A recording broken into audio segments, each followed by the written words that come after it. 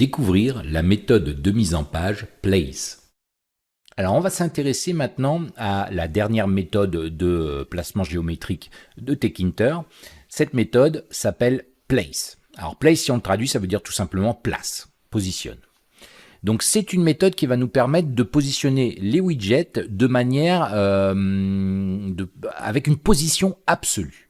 Alors c'est bien parce que ça va nous permettre de les positionner très finement. Alors je vais vous montrer comment ça fonctionne et c'est toujours selon le même principe. Donc je vais créer ici un label que je vais appeler LBL. Je vais l'appeler d'ailleurs LBL1 et je vais dire que c'est un label qui est parenté ici à la fenêtre principale, qui va recevoir comme texte label 1.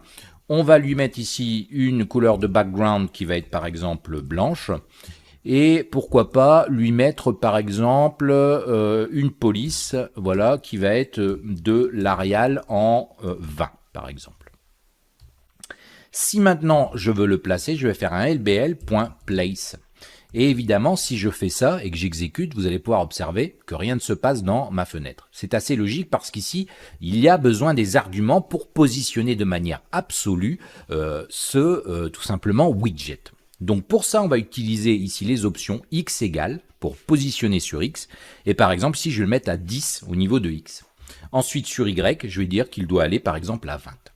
Et maintenant, si j'exécute, vous allez pouvoir observer que j'ai bien ici mon widget qui se trouve à 10 pixels sur l'axe X et 20 pixels ici sur l'axe Y. Alors, ce qu'il faut savoir, je vais d'ailleurs mettre ici 30 pour que ce soit un peu plus intéressant à comprendre. Et je vais mettre ici par exemple 50 et ici Y 100. En fait, ce qu'il faut savoir, c'est qu'ici, mon widget, il est positionné par son coin supérieur au gauche. Et ça, on peut le modifier, on l'a vu avec la propriété encore. Alors, son encre ici, comme vous pouvez l'observer, pour que vous compreniez bien, ce point-là, il est bien ici à X, il y a bien 50 pixels, et de là à là, il y a bien 100 pixels. Donc vous pouvez voir que de cette manière, je peux positionner de manière absolue, vraiment très finement, mes labels ou mes autres ou mes boutons ou tout ce que je veux au niveau de mes widgets. Par exemple, si je veux en créer un deuxième qui va être plutôt de couleur rouge, et au lieu de le mettre à 50, ma fenêtre fait 800 par 600, je vais le mettre par exemple à 400. Et sur Y, je vais le mettre à 500. Vous allez voir que ici, il est bien maintenant en position absolue. Sur X ici, j'ai bien 400 pixels et de là à là, j'ai bien 500 pixels.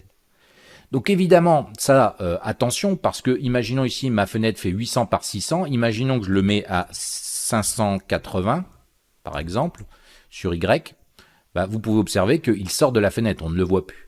De la même manière que ce qui est intéressant, enfin qu'il faut faire attention, c'est par exemple si ici je le mets sur X à 20 et sur Y à 60, alors je pense que ça va se déborder, mais vous allez voir que mes deux widgets passent l'un au-dessus de l'autre. Donc ça, c'est assez embêtant, il faut faire attention. Mais ceci dit, c'est assez intéressant. Alors, à noter aussi que vous pouvez voir que c'est une position fixe absolue et ça ne tient pas compte du redimensionnement. Alors, à ce sujet, justement, on va avoir la possibilité d'utiliser des redimensionnements. Je vais vous expliquer ça tout de suite. Mais par contre, je vais faire un petit point au préalable sur la propriété encore. Je vais mettre mon label 1 ici à une position. Alors, je suis à 800 par 600. Alors, on va le mettre à, par exemple, 200, ici sur 100, et ici, on va le mettre au même endroit. Alors, vous devez vous dire à quoi ça sert. Ici, je vois que le label 2, parce qu'il a été mis au-dessus de l'autre, effectivement. Mais je vais vous parler ici de la propriété encore. Encore, par défaut, c'est en haut à gauche, c'est ici. Alors, on peut les modifier. C'est-à-dire que là, je vais pouvoir modifier l'encre de mes labels. Ils auront bien la même position, mais vous allez voir qu'ils vont plus se chevaucher. Alors, c'est assez simple à comprendre, en fait. On va utiliser ici encore, et ici, on a les possibilités qu'on connaît, les points cardinaux, sud, est, et vous avez même center ici qui permet de centrer, regardez. Ici, on peut voir que son point maintenant, il est au centre. On peut se servir du label 2 pour dire qu'ici, le point de pivot, vous voyez, c'est les mêmes coordonnées qu'ils ont là, vous pouvez voir que le label 1, il est bien derrière, mais il s'est déplacé parce que son encre est au centre. Alors moi, ce que je veux, c'est utiliser l'encre qui est ici en bas à droite. Donc, comment je vais faire ? Je vais tout simplement, alors là je vais essayer de ne pas me tromper, mais le bas on sait que c'est le sud, et à droite c'est l'ouest, donc SW. Donc si je fais ça, on peut voir que, alors je me suis trompé, Parce que là, en fait, c'est en bas à gauche. Moi, je veux prendre à droite. Donc, ça va être est. Voilà, sud-est. Et donc là, vous pouvez voir que, regardez, automatiquement, maintenant, en fait, mes widgets sont à la même position, mais leur point de pivot, en fait, il est différent. En fait, le point de pivot, en fait, il se touche, hein, juste sur la pointe là. Mais c'est parce que son point de pivot, il est en haut à gauche et celui-ci, il est en haut à droite. En bas à droite, pardon.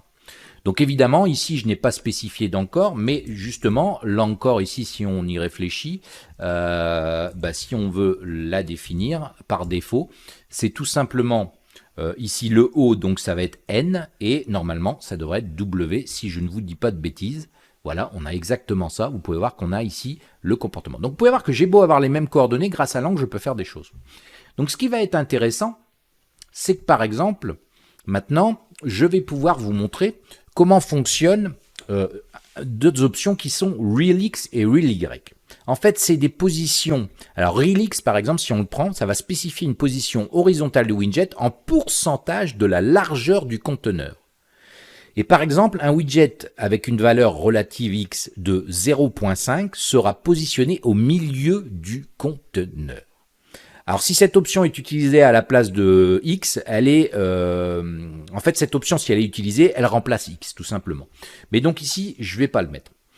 Donc, ce que je vais faire, imaginons ici que je veux placer mon widget sur une real X de 0.5 et une real Y de 0.5. Qu'est-ce qui se passe? En toute logique, je suis au centre de l'écran. Et vous pouvez voir que c'est tout à fait le cas. Alors vous dites, non, il n'est pas centré. Oui, mais c'est normal, parce que regardez, ici, le point de pivot, il est bien au centre. Mais je suis bien au centre de ma fenêtre. Le point ici est bien au centre. Donc ce que je peux faire, si je veux vraiment être au centre, c'est ici, utiliser encore et changer l'encre en disant que là, c'est le center. Et donc là, vous pouvez voir que mon widget, il est bien au centre de l'écran. Alors, ce qui est intéressant avec ça, c'est que je peux modifier ici la géométrie de ma fenêtre, par exemple le passer en 400 par 600, vous allez voir qu'il se trouve toujours au centre. En fait, il est centré sur l'axe X et sur l'axe Y. Et même si je redimensionne, vous pouvez voir qu'il restera centré. Donc ça peut être très intéressant parfois. Alors, ceci étant dit, on va pouvoir, par exemple ici, si on réfléchit, ici, sur X, ici on a 0, et ici on a 1. Donc en termes de pourcentage, 0,5 c'est le centre. Si je mets par exemple 0,25, je vais être ici à 1 quart. Donc si je mets ici par exemple sur LX 0,25, qu'est-ce que je me retrouve avec ici, alors c'est pas du tout 1 quart, en fait c'est à cause ici de son encore, c'est tout à fait ça, mais c'est parce que là j'ai modifié l'encore. Voilà. Et donc là on peut voir qu'on se retrouve bien à 1 quart. Ici on est à peu près à 1 quart, regardez si je remonte, voilà. Ici je suis à 1 quart. Ici, je suis à 1,5, ici, je suis à 3 quarts, et ici, je suis à 1. Donc, en fait, vous voyez que le pourcentage, en fait, ici, c'est 25%, si vous voulez, à peu près. Donc, ce qui va être intéressant avec ça, je vais remettre 800 par 600, c'est qu'on va pouvoir positionner les choses de manière relative, avec RealX et RealY, et imaginons que je veux mettre ça dans un label dans les 4 coins de mon écran. Ça va être assez facile, en fait. Je vais prendre RealX, je vais dire qu'il est égal à 0, et RealY 0. C'est-à-dire qu'ici, je dois être tout simplement en haut à gauche. Donc si j'exécute, qu'est-ce qui se passe? Je suis bien en haut à gauche. Parfait, pas de problème. Maintenant, je prends un deuxième label, je vais le copier-coller, je vais le modifier, et lui, je vais l'appeler label 2, et je vais le mettre en rouge. Je vais le placer, mais lui, je veux qu'il soit en bas à gauche. Je vais faire RealX égale 0 et RealY égale 1. Et là, vous vous dites, c'est parfait. Sauf que non, regardez, on ne le voit pas. Et pourquoi on ne le voit pas? Encore une fois, dû à son encre. Son encre est en haut à gauche, donc il est bien ici en bas, mais il est affiché en dessous. Donc je vais modifier son encre, tout simplement.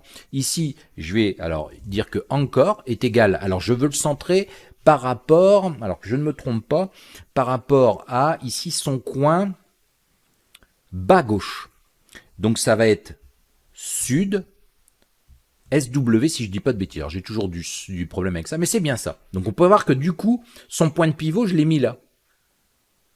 Et donc du coup, il s'affiche bien ici dans la fenêtre. Donc évidemment, on va continuer. On va ici faire un label 3. Ce label 3, on va lui dire qu'il se placera par exemple en haut à droite. Donc ici, en haut à droite, sur X, c'est 1. Et sur Y, ça va être 0. Évidemment, ici, même principe, si je ne modifie pas l'encre, qu'est-ce qui se passe? Il est en dehors. Donc son point de pivot, il est là. Moi, je veux en fait que son point de pivot soit là, son encre en fait. Je dis un point de pivot, mais c'est ça. Donc ici, bah, ça va être tout simplement en haut à droite. Donc qu'est-ce qu'on va faire? Bah, on va faire une encore. Et ici, ça va être en haut, donc ça va être N, et à droite, Est, je dirais que c'est Est, voilà, NE.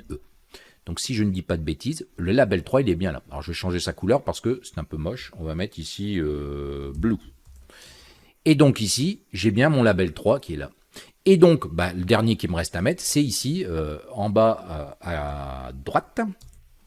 Et donc je vais faire un label 4, voilà, place. Et ici, donc ça va être 1 et 1. Et encore une fois, je vais avoir un problème d'encre. Ça, c'est assez logique. Voilà. Donc ce que je veux, en fait, c'est que son encre, ici, soit... Alors, on va prendre ici, je suis dans ce point-là, donc je veux que ce soit en bas à droite. Voilà. Donc je vais tout simplement ici modifier par sud et W pour ouest. Alors non, c'était est, je crois. Vous voyez, j'arrive toujours à me tromper. Et voilà. Et ici, j'ai marqué label 3, on va mettre label 4. Et ici, ça va être du green, par exemple. Et voilà, vous pouvez voir que j'ai ici positionné mes widgets aux quatre coins de ma fenêtre. Et ça, peu importe la résolution de ma fenêtre. Regardez maintenant, si je redimensionne, ils sont toujours aux quatre coins. Donc ça, c'est quelque chose qui peut être assez intéressant. Et évidemment, on a vu tout à l'heure comment on pouvait trouver le centre. On va plus le refaire. Enfin, quoi qu'on peut le refaire très rapidement parce que maintenant, ça va pas être bien compliqué. En fait, on va tout simplement mettre un label 5 ici. Ce label 5, on va lui mettre une couleur qui va être par exemple yellow. Et ici, on va le placer tout simplement à 0,5 et 0,5. Alors, vous pouvez faire 0,5 aussi, hein, ça fonctionne. Donc, 0,5. Et son encre, ça va être center, tout simplement. Et donc ici, je devrais le voir arriver au centre et aucun souci en cas de redimensionnement, comme vous pouvez l'observer. Voilà. Donc ça, c'est quelque chose qui peut être assez intéressant parce que vous pouvez voir que du coup, le widget, même en plein écran, vous voyez, les positions relatives, absolues relatives, peuvent être assez intéressantes. Alors voilà comment ça fonctionne. Alors, il me reste quand même quelque chose à vous montrer. Et pour ça, je vais commenter, alors comment je vais faire? Oui, je vais commenter ici pour repartir de quelque chose de vierge. Donc je vais faire un multiligne ici, un commentaire multiligne. 1, 2, 3, voilà. Et imaginons ici maintenant que j'ai de nouveau mon label 1. Voilà. Ce label 1, je le positionne ici à tout simplement une position, alors qui peut être en X, on va mettre X égale 50 et Y. Là, on ne va pas utiliser de position relative. Y égale 50. Voilà. Donc, si j'exécute, voilà, il est bien là. J'ai aussi la possibilité d'utiliser relative with et 8. Donc, imaginons ici que je mets une relative with et c'est sur le même principe en pourcentage de 0,5. Je vais tout simplement avoir ici mon label qui fait la moitié de la fenêtre. Alors, c'est pas forcément évident. Ce que je vais faire, je vais le mettre ici à 0 au niveau de X pour que vous compreniez bien. Vous pouvez voir qu'ici, sa largeur est relative et sera toujours de la moitié de la taille de la fenêtre. Donc si je l'agrandis, ça grandit. Si je le rapetissis, ça rapetissit. Allez, vous pouvez voir que c'est assez intéressant. Et évidemment, je pourrais faire exactement la même chose avec Relate et par exemple lui mettre 0,2. Et donc là, ça va être 20% en fait de la fenêtre. Et donc vous pouvez voir qu'à chaque fois, vous voyez, si je l'agrandis ou je la rapetissis, il va prendre en hauteur 20% en fait de la fenêtre. Donc voilà ce qu'il y a à dire. Alors évidemment, Rel with et Rel y écrase aussi with et 8 que vous pouvez utiliser. Bon, ça je vais pas vous le montrer parce que vous savez le faire, hein, c'est la largeur et la hauteur. Ici, de la même manière que Rel x et Rel y, si je le spécifie ici, vont venir écraser ici ça. Voilà. Donc vous avez vu les trois méthodes possibles. Alors je vous l'accorde, dans un premier temps ça doit être un petit peu perturbant parce qu'il y a beaucoup de choses à retenir, mais vous allez voir qu'à force de pratiquer, c'est quelque chose qui est facilement utilisable et à force vraiment vous allez ça va devenir des automatismes.